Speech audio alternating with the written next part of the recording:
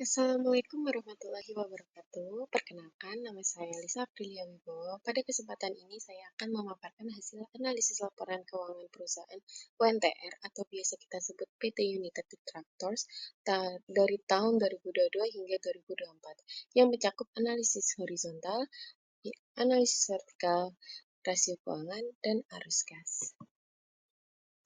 Latar belakang dari analisis saya yaitu pada PT United Tractors sebagai bagian dari grup Astra dan pelaku utama di industri alat berat dan pertambangan, menghadapi tantangan dalam menjaga kinerja keuangan yang solid di tengah fluktuasi harga komoditas, tekanan biaya operasional, serta tuntutan ekspansi berkelanjutan. Nah, berdasarkan laporan keuangan konsolidasi UNTR per tanggal 31 Desember 2024, perusahaan mencatat arus kas operasional yang tinggi dan posisi komoditas likuiditas yang kuat, meskipun terdapat penurunan laba bersih dan margin probabilitas dibandingkan tahun sebelumnya. Tujuan dari analisis saya yaitu yang pertama, menilai kesehatan keuangan PT secara kuantitatif, lalu yang kedua yaitu menganalisis perbandingan kinerja antara tahun ke tahun, lalu yang ketiga yaitu mengevaluasi struktur keuangan dan sumber daya PT, lalu yang keempat menganalisis kinerja arus kas dan kemampuan PT dalam menghasilkan laba, lalu yang kelima melakukan evaluasi terhadap prospek investasi saham PT United Tractors, lalu yang terakhir yaitu memberikan rekomendasi strategis bagi pemangku kepentingan. Analisis pertama yang akan saya sampaikan yaitu analisis horizontal. Saya menemukan beberapa poin pada analisis horizontal ini. Yang pertama itu pendapatan naik dari 123,6 triliun meningkat hingga mencapai 134,4 triliun, yaitu meningkat secara 8,7%. Lalu yang poin kedua yaitu laba bersih turun dari 21 triliun turun menjadi 19,5 triliun. Lalu yang ketiga yaitu aset bertumbuh signifikan setiap tahun. Lalu yang keempat adalah liabilitas naik tajam di 2023, stabil kembali di 2024.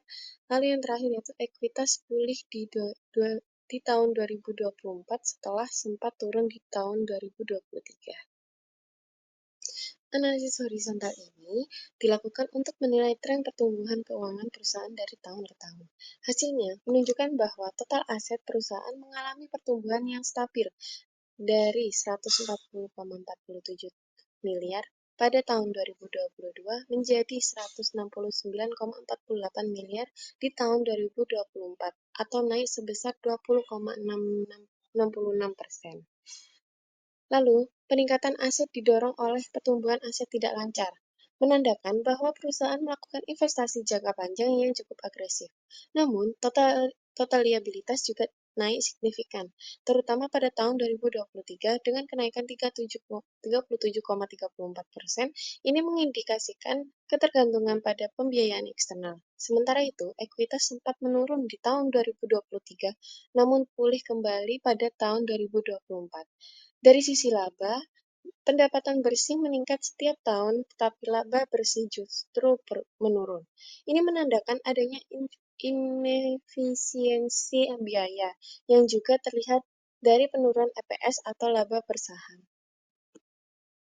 Lalu analisis yang kedua yaitu analisis vertikal. Saya menemukan beberapa poin yang ada di analisis vertikal. Yang pertama yaitu margin laba bersih menurun. Liabilitas terhadap aset naik di tahun 2023.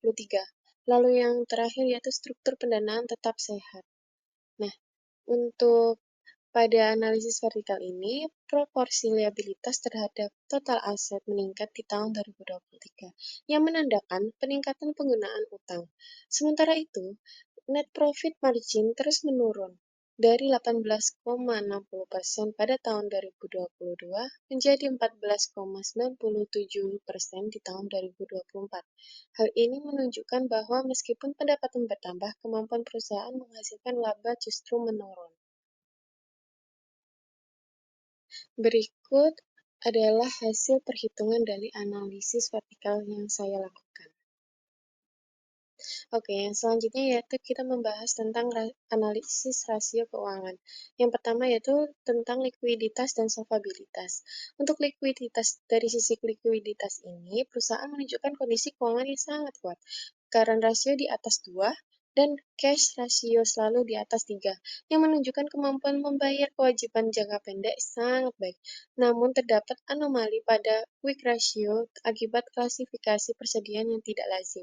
Untuk dari sisi solvabilitas, rasio DAR dan DAR masih dalam batas aman, meskipun sempat meningkat di tahun 2023 karena utang bertambah. Kondisi kembali stabil pada tahun 2024. Artinya, perusahaan masih memiliki struktur modal yang sehat. Oke, yang selanjutnya yaitu rasio keuangan profitabilitas. Rasio profitabilitas seperti ROA dan ROE terus menurun. Artinya, perusahaan kurang efisien dalam menghasilkan laba dari aset dan modal yang dimiliki. Ini juga mencerminkan tekanan terhadap biaya operasional dan strategi harga. Lalu yang selanjutnya yaitu rasio keuangan aktivitas, yang dimana pada rasio aktivitas aset turnover menurun, mengindikasikan efisien penggunaan aset belum optimal. Sebaliknya, inventory turnover justru membaik, yang berarti pengelolaan stok menjadi lebih efisien. Lalu pada rasio keuangan pasar, laba per saham itu terjadi penurunan sebanyak dari tahun 2022 yaitu 5.679 per lembar saham menjadi pada tahun 2022, tetapi pada tahun 2024 mengalami penurunan dengan harga per sahamnya yaitu 5.378. Oke, yang selanjutnya yaitu menganalisis arus kas, yang dimana arus kas operasional tetap positif, menunjukkan bisnis inti perusahaan masih kuat. Namun, arus kas dari aktivitas investasi negatif, terutama di tahun 2024 yang kemungkinan besar mencerminkan belanja modal untuk ekspansi. Sementara itu, arus kas menandakan konsistensi negatif karena pembayaran dividen. Ini menunjukkan bahwa perusahaan menjaga posisi kas sekaligus memberikan nilai kepada pemegang saham. Oke, selanjutnya yaitu analisis tren keuangan selama 3 tahun, yaitu dari tahun 2022 hingga tahun 2024. Yang pertama, pendapatan bertumbuh atau meningkat, tetapi laba itu menurun. Lalu yang kedua yaitu aset dan kas itu meningkat. Lalu yang selanjutnya itu penurunan margin dan efisiensi perlu menjadi perhatian. Lalu yang terakhir yaitu struktur keuangan dan arus kas tetap kuat. Oke, selanjutnya yaitu kesimpulan dan evaluasi, yang dimana secara umum perusahaan mengalami pertumbuhan aset dan pendapatan, namun terdapat penurunan efisiensi operasional dan laba bersih. Bagi investor, perusahaan masih layak dipertimbangkan karena kondisi likuiditas dan solvabilitasnya itu baik, namun perhatian perlu diberikan pada penurunan profitabilitas. Nah, untuk evaluasinya, perusahaan perlu mengevaluasi struktur biaya dan mengoptimalkan belanja modal agar margin keuntungan bisa ditingkatkan kembali. Nah, selanjutnya ini adalah rekomendasi strategis. Nah, poin yang pertama yaitu UNTR tetap layak untuk investasi, terutama untuk jangka panjang, karena fundamental tetap kuat dan saham terdiskon. Lalu yang kedua yaitu perlu perhatikan manajemen terhadap efisiensi operasional dan marginnya. Lalu yang ketiga yaitu cocok untuk investor konservatif dan pemburu dividen atau dividend hunter karena arus kas dan kas sangat sehat.